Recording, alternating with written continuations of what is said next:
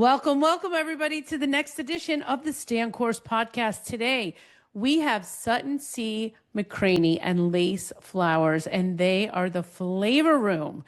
They created the Flavor Room. It is an invite-only, curated leadership ecosystem for founders and CEOs of color, building a higher standard. And today, we're going to be talking about leadership lessons from the kitchen and how the 3 C's that every great leader needs: clarity, communication, and consistency.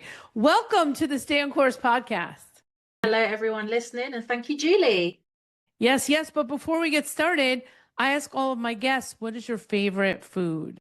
It's a big question, Julie. I like food from everywhere, but if I had to pick an all-time favorite, it's got to be curry goat from my country, Jamaica, and it's just the best food ever, and I totally miss it because I can't buy goat here, so I haven't eaten it in many, many years, but curry goat for the win.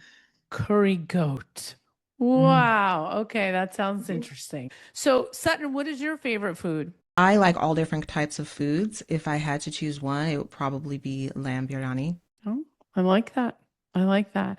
So, okay, before we get into the 3 C's of leadership lessons from the kitchen, tell me about the Flavor Room. I need to understand what it is and who goes into the Flavor Room. So the Flavor Room is an invite-only ecosystem for founders and CEOs of color.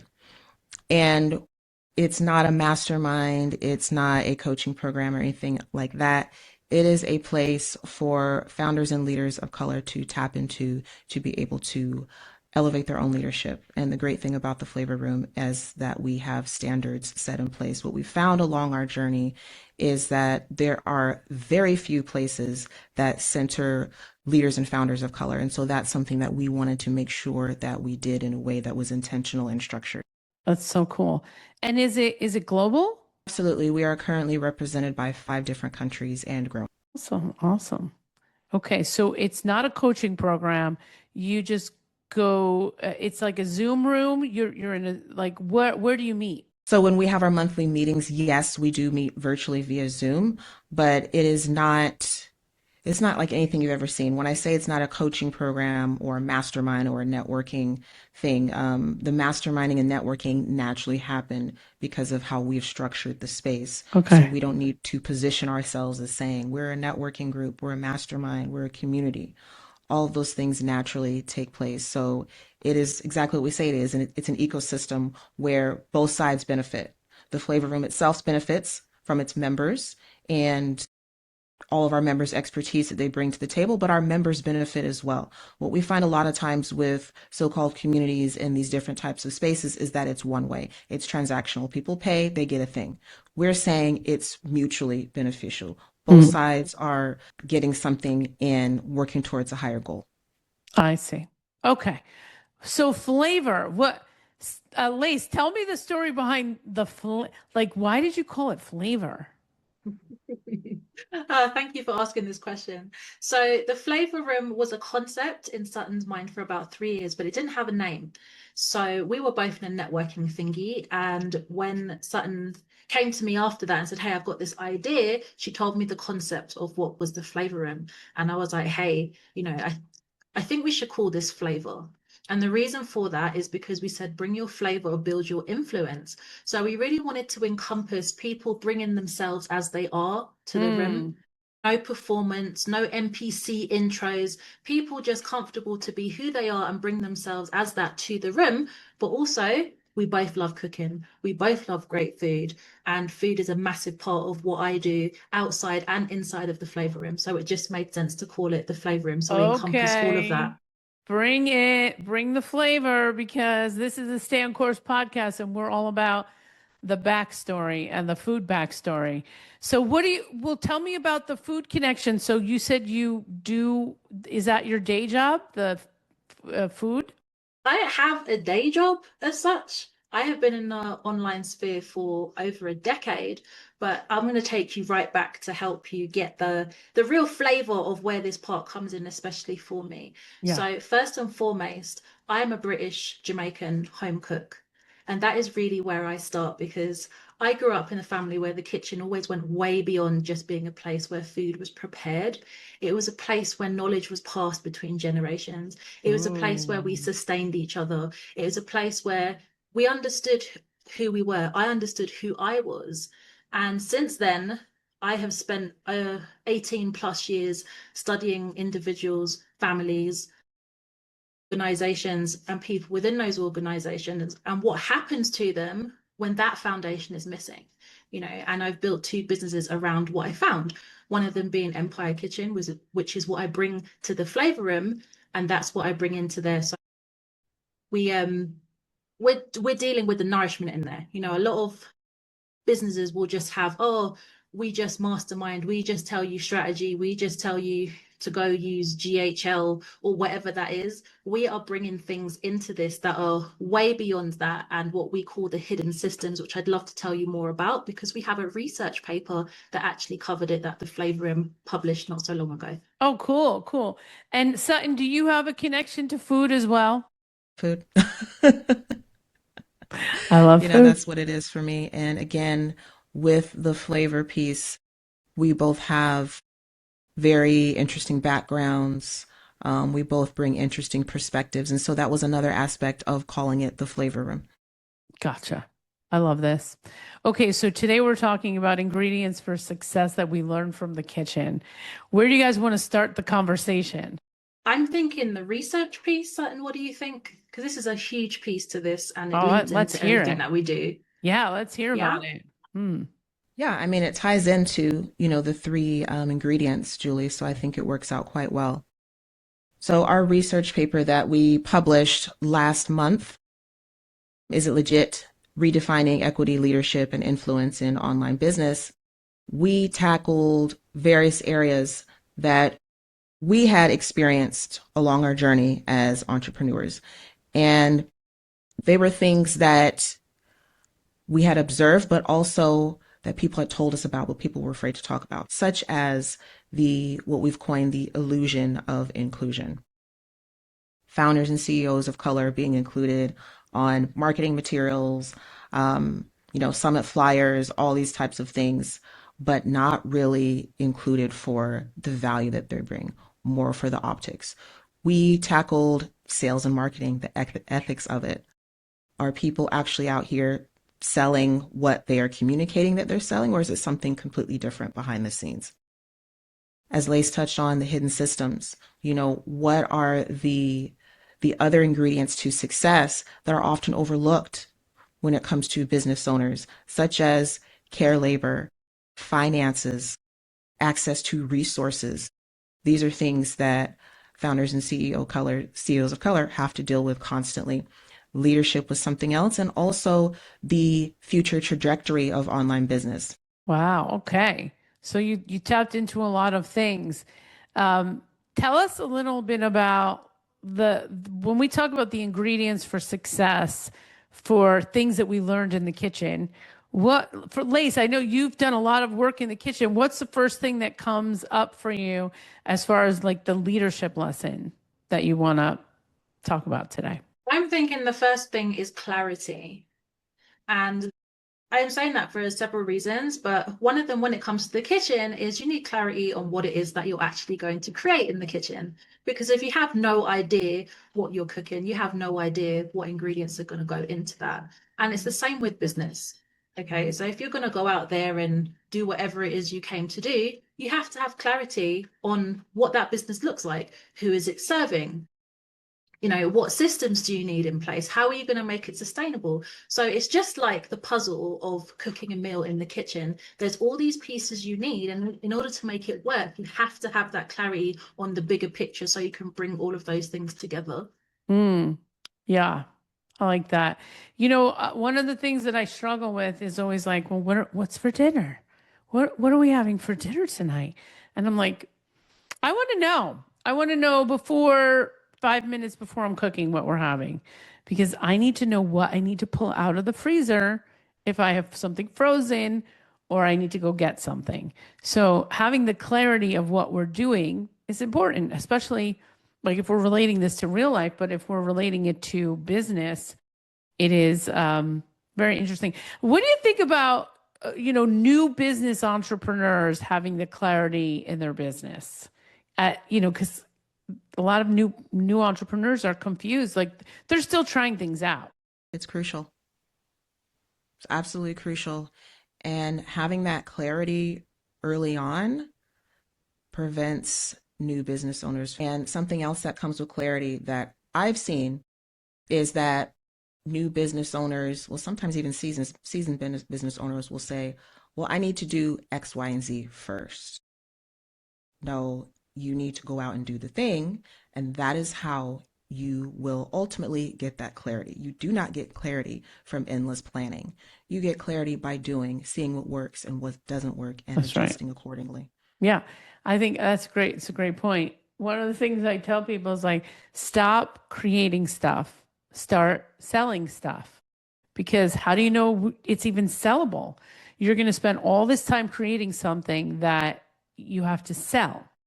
So get the people, but the buy-in early instead of trying to make this thing happen after. So where I find people stuck in that clarity is like, oh, I'm developing content. I'm busy just developing content. And I'm like, okay, there comes a point where that's enough. Like, let's get to it. Let's find you some clients, and then you can keep developing that content. As soon as you get a payment, let's finish developing that content. So I think a lot of business owners are busy. They're busy developing Yeah, it's like content. busy work. Yeah. Busy work. Doing all the things around the work and then getting stuck about, well, what do I talk about? Where's my content? Well, when you start getting paid and you start getting experience, you got content because you can talk about that. You can talk about the lessons. You can talk about what went right, what went wrong, and all of those things instead of endlessly going, I'm wondering what I should talk about, because you will know when you're doing it. Yeah, it's good. What other ingredients did we learn from the kitchen? Am I going again? You guys can Okay. just keep yourself, or just jump in wherever, it's just whatever you feel like saying. Did we say communication? I think that's what we said. Communication. Yeah. I mean, even if you're going solo in the kitchen, you need to be able to communicate with yourself effectively.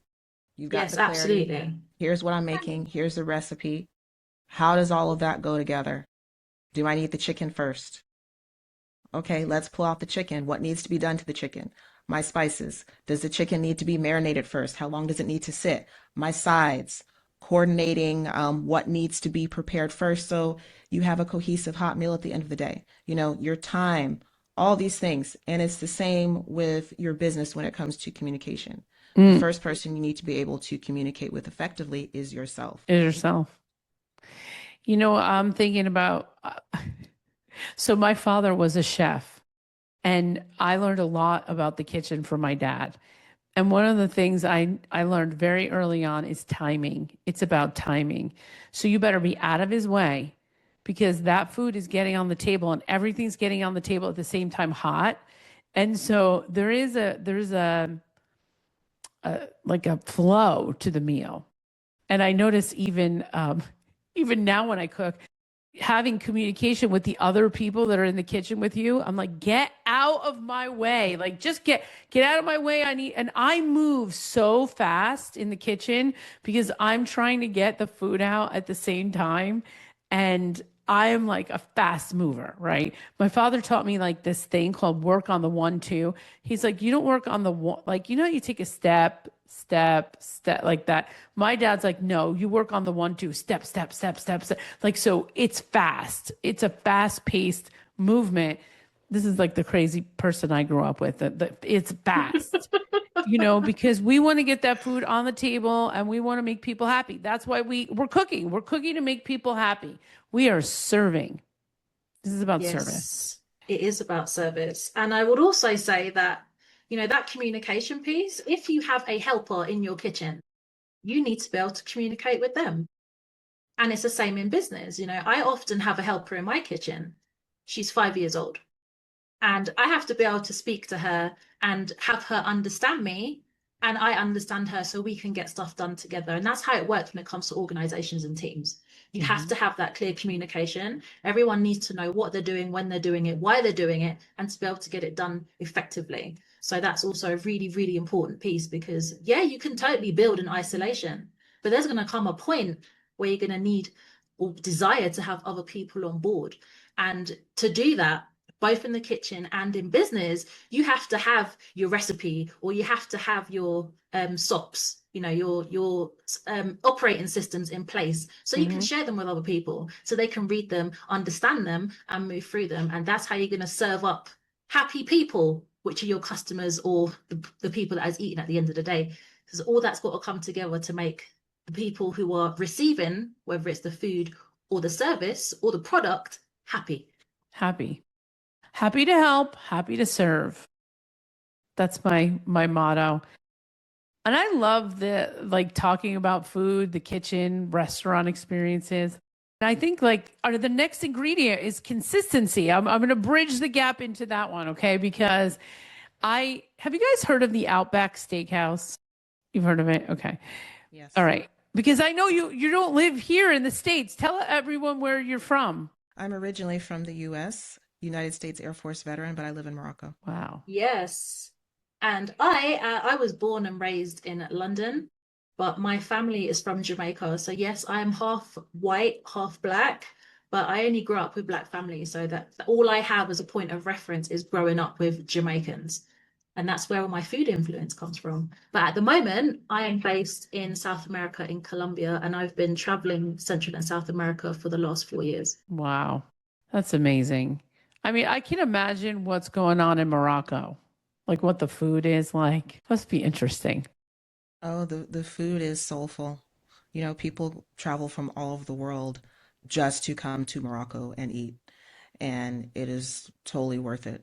You know, we're talking about a culture that has been cooking with the same spices for hundreds and hundreds of years. That's so cool. Okay, wait. Okay, That's we're the talking. truth. That's amazing. All right, back That's to my story. consistency. So I don't want to forget my story. So I don't know. I'm a little obsessed with the Outback Steakhouse right now. I think that there's two reasons. Normally, it's consistency and the waiter that we have at the one we go to. We have an Outback that we love, and every time we go, it's good. And every time we go, we have the same waiter, and every time I'm happy. Because when I go to restaurants, I'm not always happy. There's a lot of things that go wrong. The service is bad, the food is bad. Okay, so this weekend we went to a different Outback, and it was not good. Like I got my same thing that I always get, and I was disappointed. The wait staff was okay, but the food wasn't as good. My food kind of was not good, and I was like, oh my gosh. You know, it really is about the consistency. And that's why I keep going back. I go back because it's consistently good. I'm having a good experience. I'm enjoying the waiter that's there. I'm realizing that, especially if my mother comes with us, she's so difficult. My mother's one of the most difficult people to go to eat with. Everything has to be a certain way. And there's only certain people that have patience for that, you know?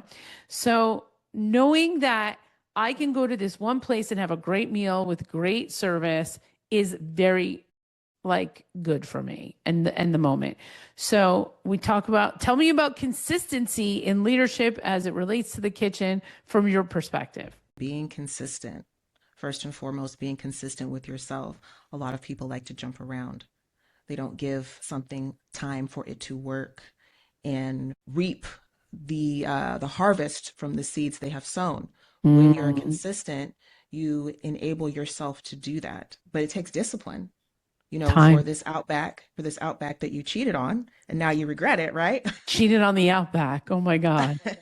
I cheated. The management, right? The management for that franchise disciplined, because there's obviously standards in play that enables them to consistently produce a product that you and many others are pleased with, and that includes training their staff. And that's something else that Lace and I tackled with standards. So from our research, we created our own standards framework for businesses. And consistency is a part of that, but we coin it as accountability.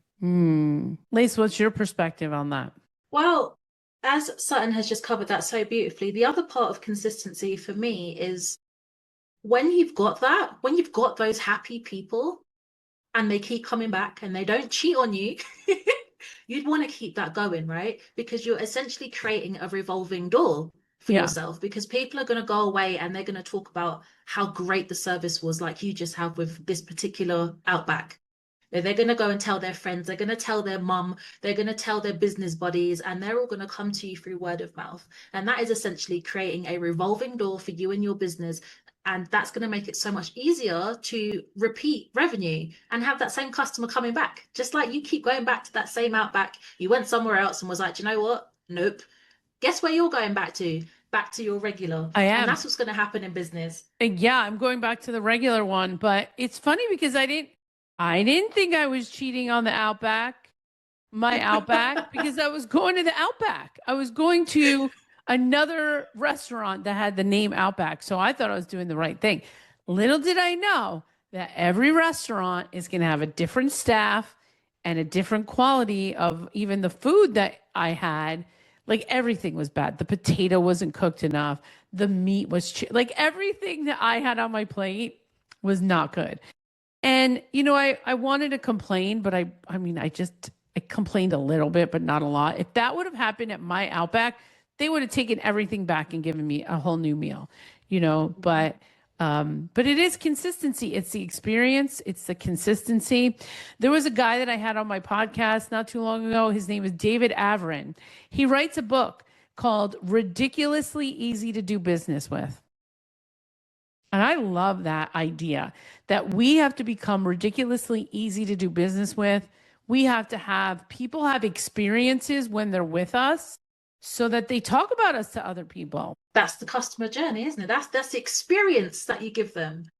And then it does make doing business with you ridiculously easy. It's an easy yes. It's an easy yes for people to come back. And people trust people that they already trust.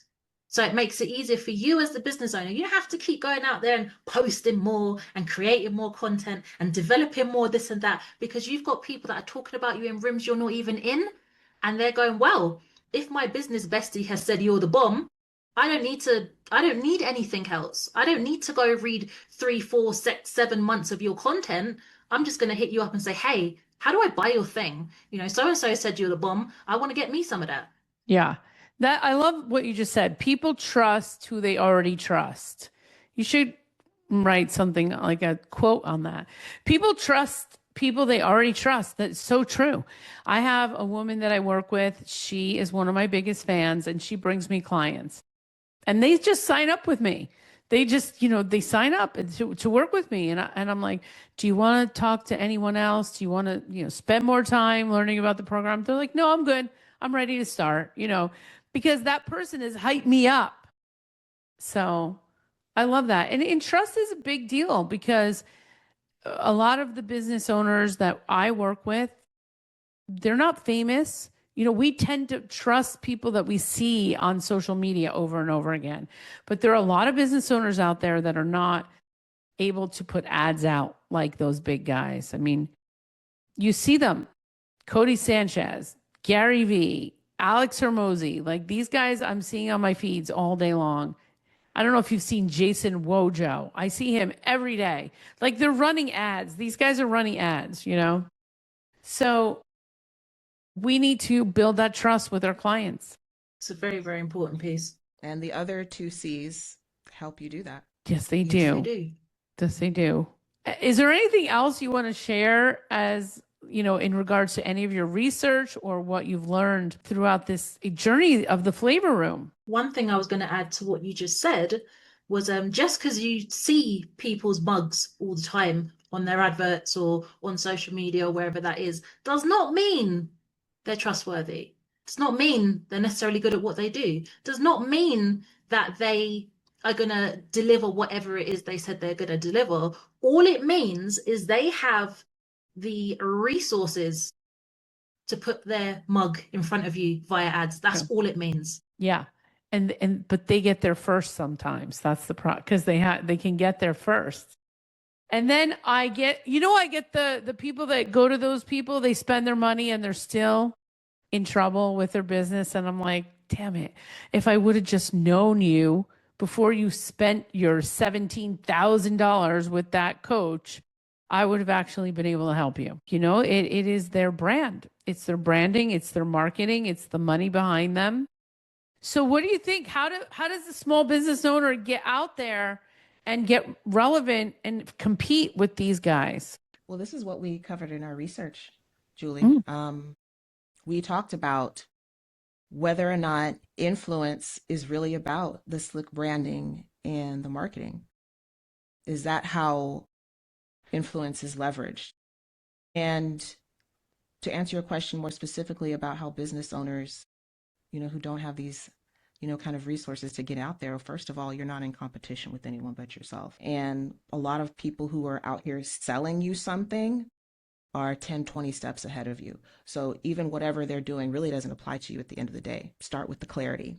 That's where it starts. Start with the clarity, the communication, and the consistency. You can never go wrong with those three things in business and, quite frankly, in life. And have some standards. As business owners, especially if you don't have the resources like these bigwigs, you cannot afford to be willy-nilly. You have to have clear standards, clear values, something that you can stand on and leverage that. That's real. Yeah. The way things are shifting, the people who you want to reach are going to connect with that anyway, because there's a lot of people who are done, with the BS and the fluff. It's true. So what's the next big thing for you guys? What are you working on? The next big thing for us is bringing our business standards framework to the world, essentially, because we did this research and we found what we found, and we don't just leave it there. We don't just go, oh, this is what happened. No, we have a solution. So we have that framework encoded in the Legit Business Standards framework, and we've actually put it into action already. So last week, was it? We had our first quarterly Flavor Den, where you actually see that framework in action. So we had a selection of business owners and founders come along to have their businesses evaluated against the Legit Business Standards framework. So you can actually see it in action. It was spicy, let's put it that way. I love that. It was spicy. It better be spicy in the flavor room. I love that. So the certification. But Sutton, do you want to add? I don't want to talk too much. No, you're fine. What I did want to add is we're taking our framework and our message to organizations, because once we finished our research, we realized that a lot of the things and findings in our research, the gaps, the struggles, overlap with corporate. Okay. They may look a little different, but at the end of the day, it's still the same. So we are taking, again, our framework and our message to organizations when it comes to looking at diversity, equity, inclusion now, having those standards in place. So that's what we're doing. Very excited about the expansion of our research and with the Flavor Room. Amazing. So where can my audience find out more about what you're doing? So if anyone listening is like, oh my gosh, I want to know more, the first place to go is to go head over to our website, www.theflavor.biz. Everything is on there. You can even read an interactive version of the research from very, very short and concise to the whole paper if you want it. All you have to do is ask. We also have a podcast called the Fully Flavored Business Podcast, which is currently up for an award. So it's on Spotify, Amazon, iHeart, and wherever else it is. I always forget, but it's on all those major channels. So go and check that out and have a listen. We put out new episodes every Tuesday. And of course, you can always connect with me and Sutton directly. Come and hit us up on LinkedIn. Our names are our names, and we are the only ones going by them. So hit us up on LinkedIn, pop us a DM, and we're happy to spill the tea, and you come and spill yours. I love that. Thank you, guys. Thank you so much for being a guest on the Stay in Course podcast. Is there any final thoughts for the day? None at all. Just thank you for having us. Thank you for being on the show. Thank you so much, Julie. It's been a pleasure.